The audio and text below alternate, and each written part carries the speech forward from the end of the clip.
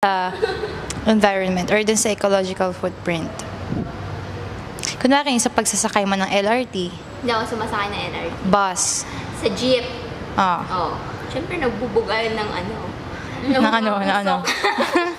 Nakakadagdag sa pollution. We're not in the Mga- pollution naman kasi yung pag-distraction sa parang environment, yung parang landfills, ganun. Ano yung routine ko doon na nakaka-distract sa...